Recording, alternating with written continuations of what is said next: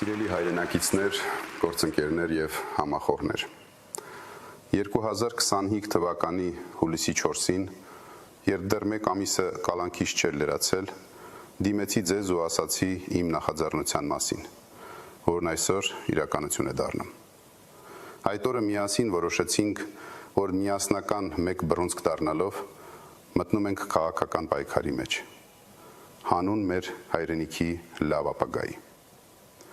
Ինձ կալանավորելով, կալանքի տակ պահելով,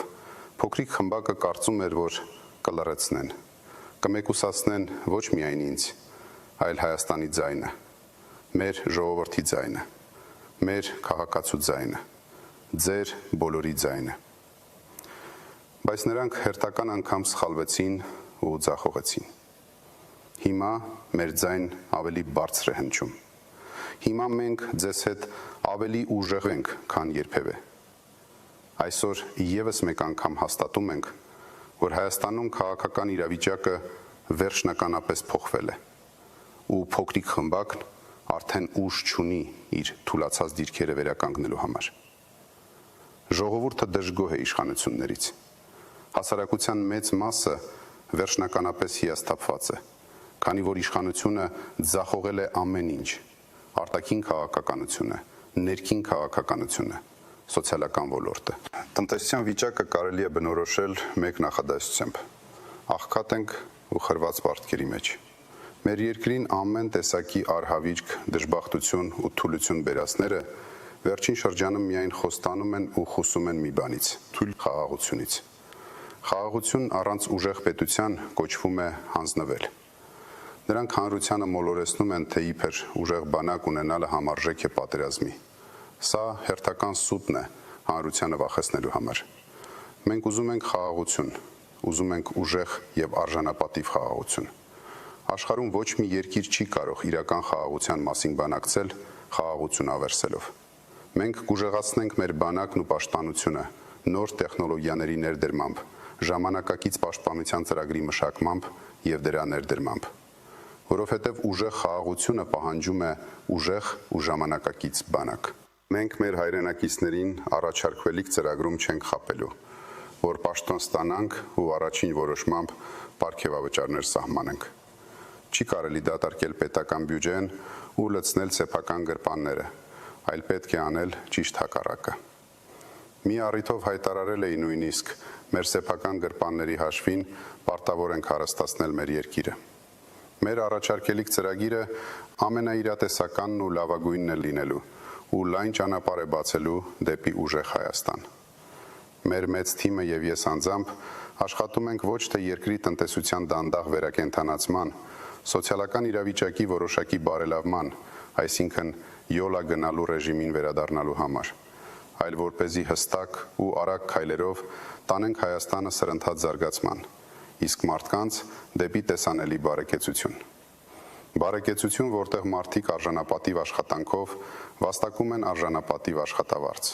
Շուտով հետևողականորեն կպատմենք ձեզ մեր բոլոր ծրագրերի մասին, որոնք բացառիկ են Հայաստանի համար,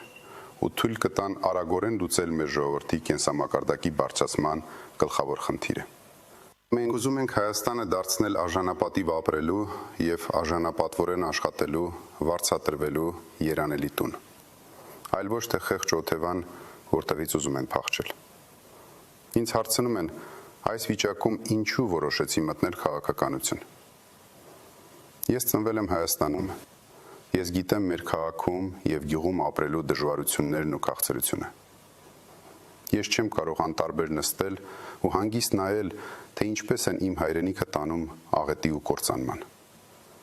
Ես ստեղծող մարդ եմ։ Իմ կյանքի ընթացքում տասնյակ երկրներում հազարավոր բարիքներ եմ ստեղծել՝ շենքեր, գործարաններ, աշխատատեղեր, հիվանդանոցներ, դպրոցներ։ Բարի համբավս թույլ է տվել բազմաթիվ գործարար կապեր ստեղծել աշխարհոր մեկ։ Ու իմ ստեղծելու այդ ներուժն այսուհետ պետք է ամբողջ ուժով ծառայեցնեմ Հայաստանին ու մեր ժողովրդին։ Սիրելի հայրենակիցներ, գործընկերներ եւ համախոհներ։ Հնացել է ընդամենը 115 օր, մինչև այն օրը, երբ Հայաստանը կունենա նոր սկիզբ, կբացվի նոր դարաշրջան եւ մեր ուժեղ Հայաստանը կլինի բոլորիս իրականությունը։ Հայաստան, որտեղ մեր սփյուռքը, դրսում ապրող մեր քույրերն ու եղբայրները կրկին կզգան իրենց Հայաստանում, ինչպես իրենց ամենալավ ու ամենաապահով տանը։ Մեզ համար առաջնահերթություն է լինելու ոչ թե սփյուռքից նվիրատվությունները, այլ Հայաստանի հետ իրական էմոցիոնալ կապը։ Հայաստան, որը կունենա պրոֆեսիոնալ, անկախ ու խելացի դիվանագիտություն, պետություն, որը կխոսի բոլոր հարևանների ու կաշխատի բոլոր գերտերությունների հետ, բոլորի հետ։ Մեր դիվանագիտական հարաբերությունների հենքը պետք է լինի մեր երկրի առջև առկա մարտահրավերները խաղաղ ու պրոֆեսիոնալ կերպով լուծելը, այլ ոչ թե աշխարհաքաղաքական խարդավանքների մեջ մտնելը։ Ընդամենը 115 օրից բոլորը կտեսնեն, որ ուժեղ Հայաստանը ոչ միայն կուսակցության անուն է։ Սա խոստում է,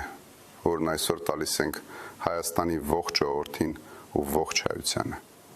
իսկ վաղը դարձնելու ենք իրականություն։ Ընտրությունը բոլորիս առջև հստակ է, թույլ առաջնորդություն, թե ուժեղ առաջնորդություն, բաժանում, թե համախմբում, ինքնիշխանության շարունակական զիջում, թե ինքնիշխանության ամրապնդում, նվաստացում, թե արժանապատվություն, հուսահատություն, թե հույս։ Ուժեղ Հայաստանի կառուցումը հենց նաև հույսի մասին է։